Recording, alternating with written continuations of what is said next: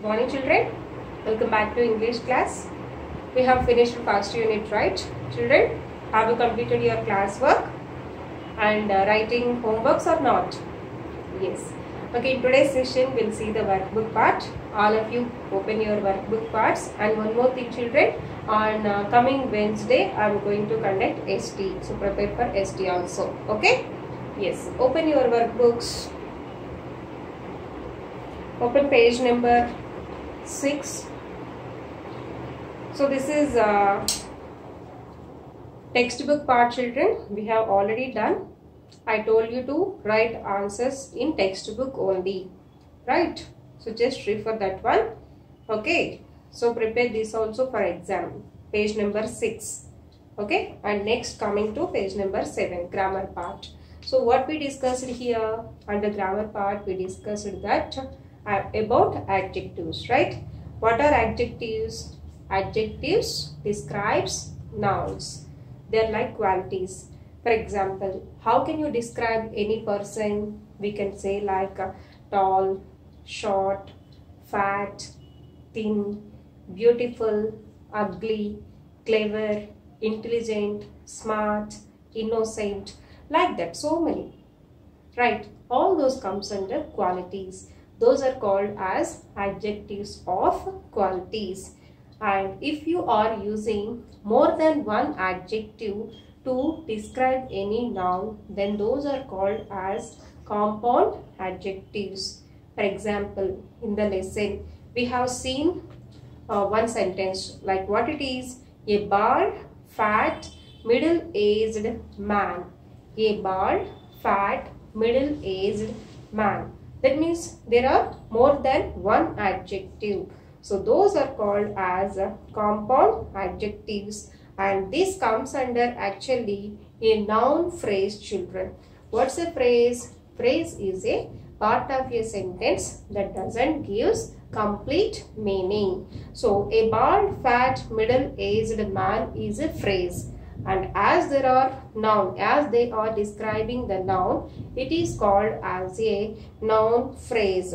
Okay. And next, read the following paragraph taken from the story. So there was one paragraph. From that, what you have to write like one short essay. Okay. So read that one for examining. ST. Okay, so page number 6 and page number 7 essay writing. Prepare for ST. Okay, and next turn the pages. See page number 18. So this is like your public examination model, children. In the workbook, whatever the questions are given, they have been given in your public examination model, right? So you know that, right? For 80 marks, you will get the paper. So these type of questions you will get. First one is reading comprehension.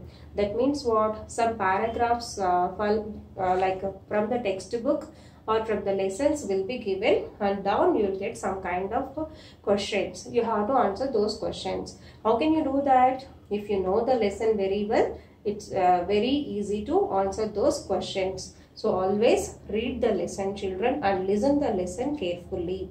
And read the lesson as many times as you can, so that you can understand the lesson very well. So like this, for example, first paragraph, look at that. What is that? Tell him to send me a blanket. So from which lesson it is? First reading, right? The tattered blanket. So down there are some questions. Okay, like who said these words to whom? Who does him stand for? What is the tattered blanket symbolic of? Like that, questions are there, right? Read all those questions, children. Read the paragraph and try to understand those questions. Okay, so like paragraph 1, question number 1, and next comprehension again 2, and third one and fourth one. There are 4 comprehensions. Actually, fourth one, that is unseen passage, children. That means not from your textbook or lessons. It's out of textbook. So read that paragraphs and try to answer the questions given below. Already answers are given. Just check it out. Okay. Those 4 paragraphs and page number 6. Understood, children? Yes. And next, look at page number 22, vocabulary part. So in examination, like this, one paragraph will be given to you, children, and in that down the passage you will get 5 questions. These questions are generally like write antonyms, write synonyms, write the parts of speech, or find out prepositions, adverbs, or write the correct form or the verb form, or it comes under which tense, like that. Those type of questions will be given. So answers are given there, just for your reference we'll do that. Okay. The kangaroo, a unique animal, is found only in Australia. It is a 4-legged animal which uses only its hind legs to move. The 2 forelegs are so small that they can't function as legs but can be helpful as its arms. It's a mammal and carried its baby kangaroos in its bag-like pouch. It has a tail which is very thick and strong. It helps the kangaroo to balance and to give extra push from the ground when it jumps. Okay, so that was a paragraph. Let's see the questions now. Write the synonym of the word mammals. Mammals means what? Already there, see what is that? Creature or vertebrate.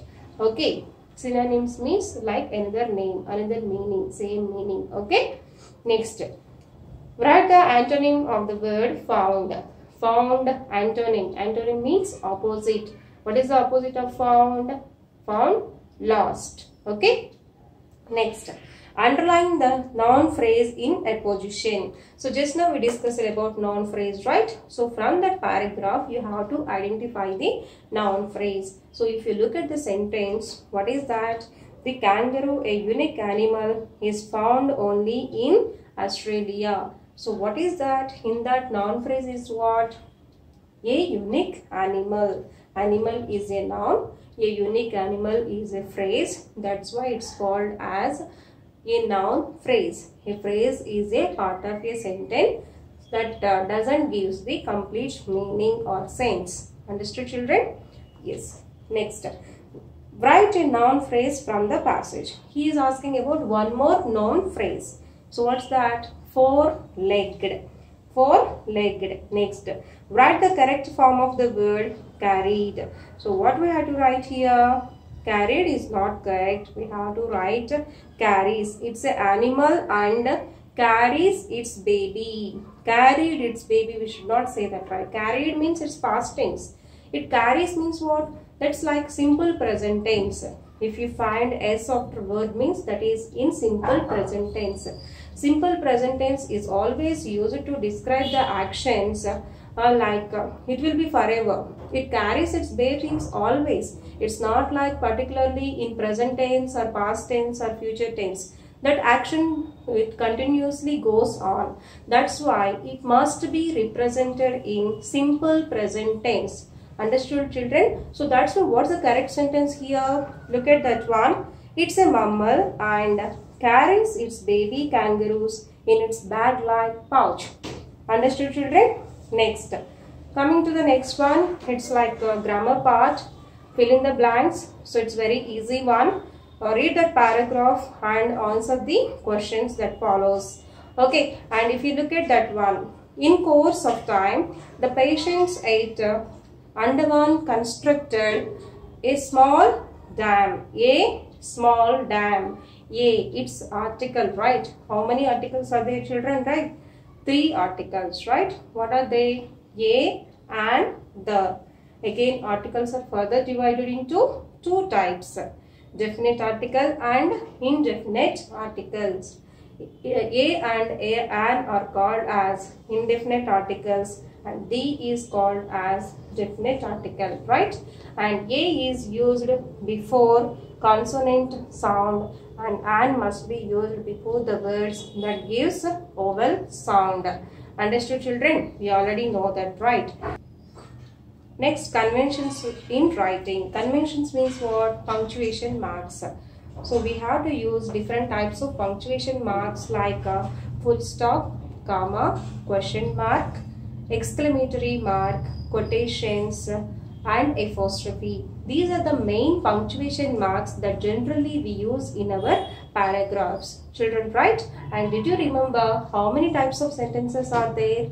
4 types, right? So what are they? First one is assertive or declarative sentence. That means a statement that declares something is called as a declarative sentence or an assertive sentence. For example, I am teaching, you are listening, you are watching a video. All those sentences comes under an assertive or declarative sentences must be end with a full stop. Is it clear, children? Yes. Next type of sentence is like a interrogative sentence, like questions. All the questions, all type of questions. What are you doing? Is there anyone? Has it received or not? Like that. All those types of questions comes under interrogative sentences and must be end with a question mark.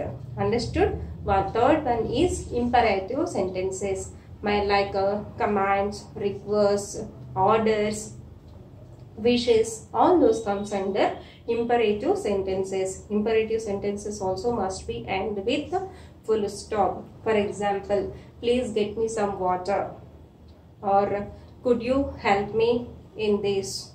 Okay, shut the door, open the door. Okay, all those comes under orders, requests, wishes. Okay, those type of sentences comes under imperative sentences and must be end with full stop. So children, you know that all these, right? We already discussed it in 6th class and 7th class also. So just I'd like to try to rewind that. So try to recall them. Okay, last one is exclamatory sentences. It is used to express the feelings, whether sadness or happiness. That means your joy, excitement, everything. So if it is describing about any types of emotions, those comes under exclamatory sentences. Exclamatory sentences must be end with exclamatory mark. Understood, children? And coming to apostrophe. Apostrophe, you already know that, right? It must be used for short forms or contracted forms. We already discussed that one, right? Did you remember what are short forms or contracted forms, children? For example, if you write I will, how to write that one? I will. How do you write I will?